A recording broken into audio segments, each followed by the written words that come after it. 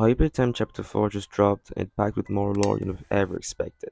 But buried under all the chaos, one major secret changes everything we thought we knew about Playtime Co, the prototype, and even Poppy herself. What if I told you that this chapter may have just confirmed the true purpose of Experiment 1006, the prototype's connection to Elliot Ludwig, and the horrifying fate that awaits Poppy? Buckle up because once you hear this, you'll never see Poppy Playtime the same way again. For years I've seen Experiment 1006, aka the prototype, as the mastermind pulling all the strings. But Chapter 4 suggests something much deeper. Throughout the game, he keeps referring to Poppy with strange, almost protective language. But what does he mean? At first, it sounds like he's manipulating her, but what if he's actually trying to save her? Think about it. He's the only one who actively tries to keep Poppy locked in her case. We used to assume this was to keep her trapped, but what if it was the opposite? What if the prototype was trying to keep Poppy safe from something even worse? Chapter 4 introduces the terrifying idea that the toy experiments are unstable. The toys are slowly turning rabid, losing their mind, breaking down mentally and becoming monstrous over time. This explains why some toys like Kissamissy remain helpful, while others like Mummy Longlegs become unhinged. And here's the real kicker. Poppy is turning rabid too. Remember the end of chapter 3? Poppy's eyes were subtly turning bloodshot. In chapter 3 it's even worse. Bloodshot eyes have been a major clue that a toy is on the brink of breaking. Just like with Doy, whose monstrous form emerged after his emotional breakdown. Poppy may be nearing her breakdown point too. This will explain why the prototype is so desperate to bring her back. If she turns rabid, she won't just be another failed experiment, she might become something far more dangerous. And here's where things get even more crazier. Poppy isn't just an experiment. She might be the first successful experiment in Playtime Co's history. For years, fans have been speculating that Poppy is connected to Elliot Ludwig's daughter. This chapter gives us even more hints that Poppy might have been the result of Ludwig's final desperate experiments to bring his child back to life. In one of the tapes, Poppy herself refers to the better days when her father was in charge. She speaks about him as if she knew him personally, which wouldn't make any sense unless she was his daughter. If Poppy was the first successful human to toy experiment, that will make her special, the one experiment that worked, and that would explain why the prototype is obsessed with protecting her. But there's another possibility, one that's even more scary. The prototype isn't just a monster, he's a father. What if the prototype isn't just trying to protect Poppy? What if he is Elliot Ludwig?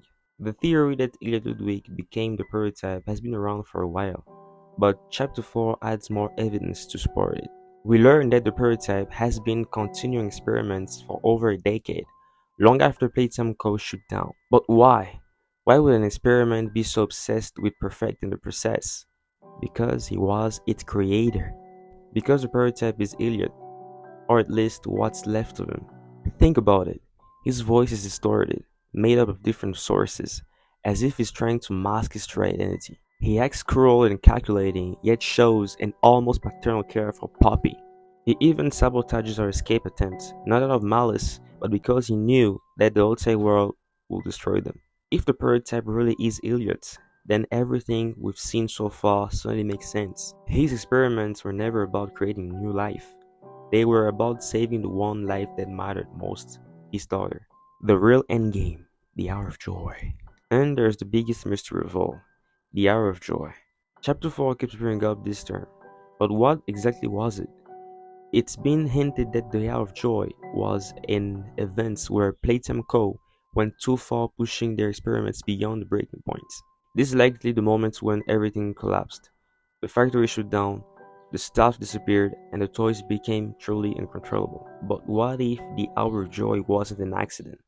What if it was the prototype's doing? If it really is Elliot, and if he realized that his experiments were spiraling out of control, he may have triggered the Hour of Joy as a desperate attempt to end Playtime Co's horrors. But in the process, he created an even greater nightmare. The ruined factory, the rogue experiments, and the growing madness at consuming Poppy herself. What this means for Chapter 5. So where does this leave us for Chapter 5? If Poppy really is turning rabid, and if the prototype is really Elliot, then the Chapter 5 could be setting up the ultimate tragedy. Prototype has been doing everything in his power to keep Poppy from breaking down. but we've already seen the signs. She's on the verge of losing herself. And if she does break, she might not just turn into another monster, she might become something worse. What if the final boss of Poppy Playtime isn't the prototype, but Poppy herself? We've seen the most dangerous experiments are the ones that still cling to their humanity. If Poppy becomes fully rabid, she could be the most powerful entity in the entire factory.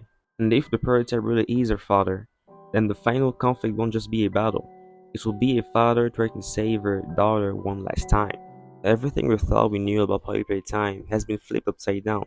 The prototype might not be the villain we thought he was. Poppy's transformation could be the real danger all along.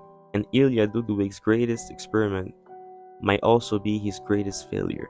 But what do you think? Is Poppy truly turning rabbit? Is the prototype really Ilya Ludwig? And what do you think the real meaning behind Year of Joy is? Let me know in the comment section below. And as always, thanks for watching. See you next time.